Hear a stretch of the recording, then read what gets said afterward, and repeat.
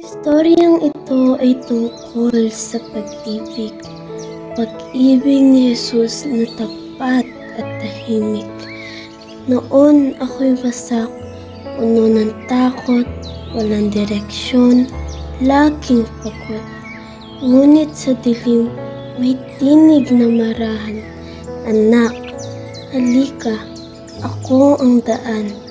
Lumampi ang kanyang kamay sa aking puso at doon ko naranasan pag-ibig na totoo.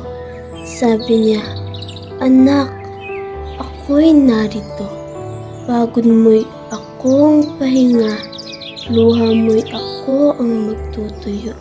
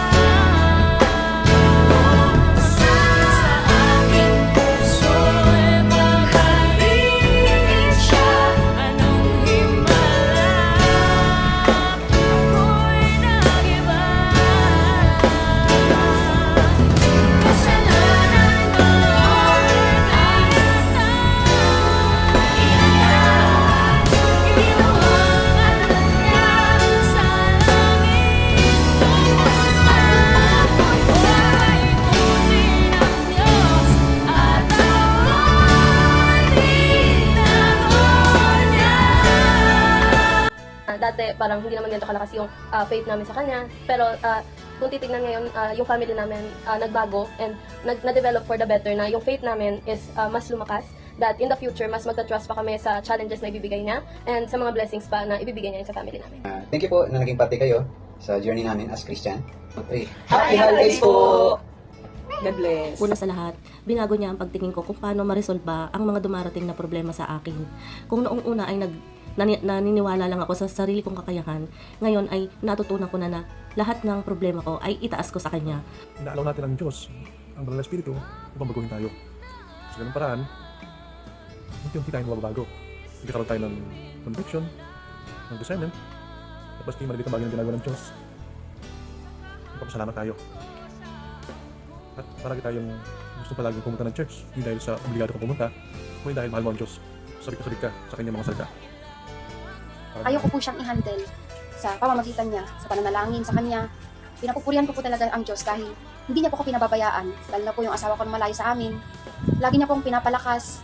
May problema man ako, isang tawag ko lang sa kanya. Nandyan siya para yakapin ako ng buong buo. Isa sa mga binago ng Diyos sa aking buhay ay ang tinuruan niya akong i-honor ang parents sa mga sitwasyong tama ka man o mali. Itinuro niya sa akin ang maging mapagpakumbaba. Ako po ang binago po sa akin ng Panginoon, yung pong pagpipigil sa sarili, yung sobrang galit, yung pag magsasalita ako, iniisip ko muna kung tama ba o mali yung sasabihin ko. Isa pa yung sobrang pag-aalala kapag may problema dumadating sa buhay namin. Natutunan ko na ipagkatiwala sa Panginoon ang lahat ng pagsubok na dumadating sa amin. Pagtitiwala ko sa Kanya sa lahat ng bagay. Noon, hindi ko yung ginagawa, hindi ko pa siya nakikilala. But, yung journey ng pagkakilala ko sa Kanya is siyempre, natutunan ko na at all times, siyempre, magtiwala ka sa Kanya. Pagkatiwala mo sa Kanya lahat ng nangyayari, lahat ng situation, lahat ng gusto mong kahakin, pagkatiwala sa Kanya. Secondly, pangalawa, yung kahalagahan ng pagsamba. Siyempre, hindi pa ako Christian, hindi pa ako nakakilala sa Panginoon, hindi yung mahalaga sa akin. But, nung time na nakilala ko na siya, dito natutunan yung talaga ng pag-worship, pagsamba sa Panginoon, dahil hindi dapat maging pati ng buhay. Hindi dapat na kasama na sa buhay bilang isang Christian, yung lagi kang sumasamba sa Kanya. Hindi dahil pastor ako, hindi dahil sa Christian. Mahalaga yung mag-worship ka, hindi lang personal, at ganoon na rin yung kasama yung mga kapwa mo Kristiyano that you are worshiping that. Siguro yun yung dalawang major na nabago sa buhay ko.